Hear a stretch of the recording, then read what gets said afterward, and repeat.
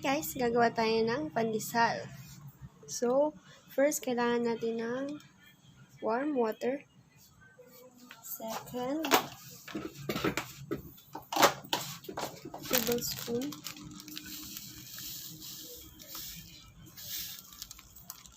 Sugar. And then, 1 teaspoon ng yeast.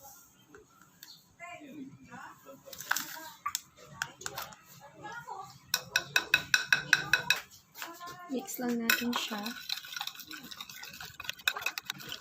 sa mag-bubbles. Our dry ingredients, 2 cups of flour,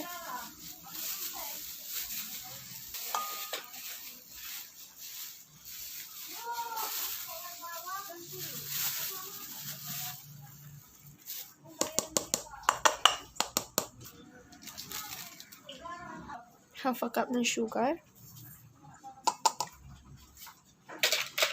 Next, 1 teaspoon ng salt.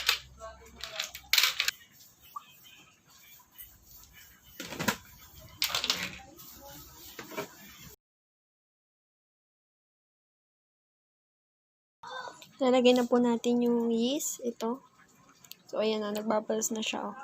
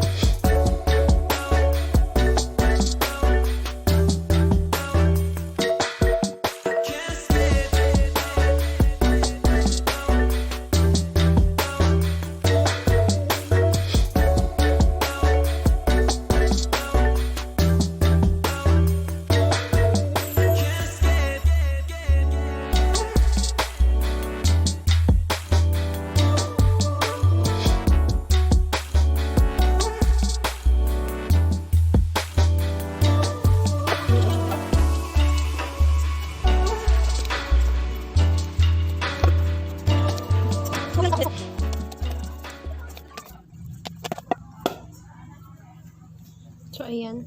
Pag ganito na siya, guys, pwede na yan. 1 teaspoon lang ng oil.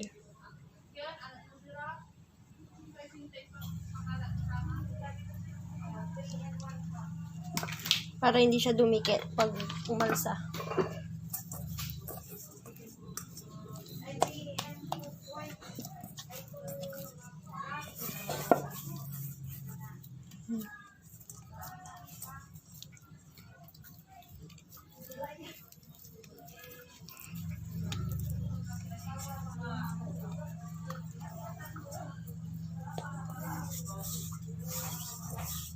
Yan.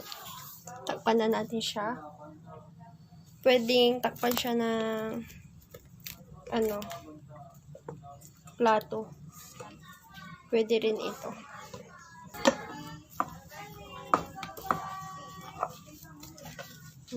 Tsaka takpan siya ng plato. Set aside for 30 minutes. Ayan, guys. Pag ganyan na siya, pag soft na, okay na yan.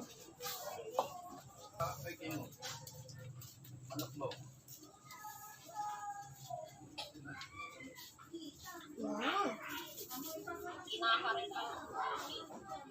Yes, masaya eh.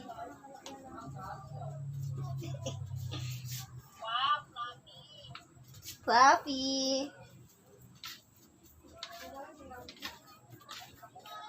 Ihilain lang ito, no?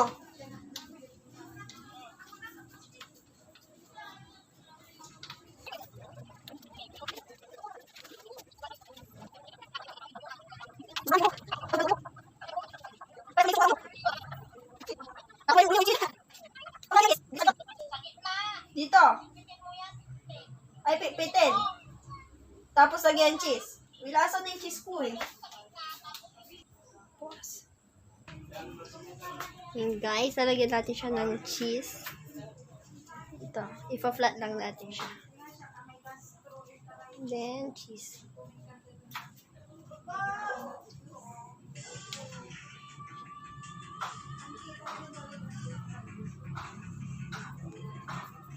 Lero-roll.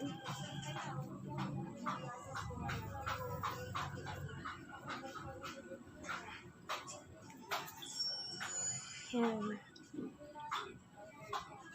Lagyan siya ng margarine. Dito.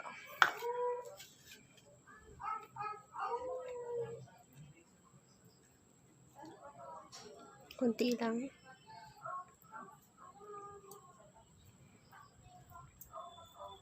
Pwede ring breadcrumbs.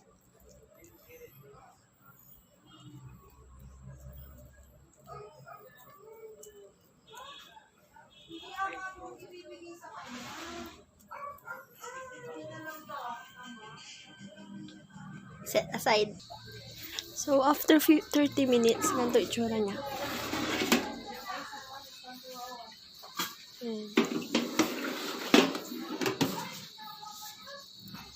Yan ang 200 degrees and 15 minutes.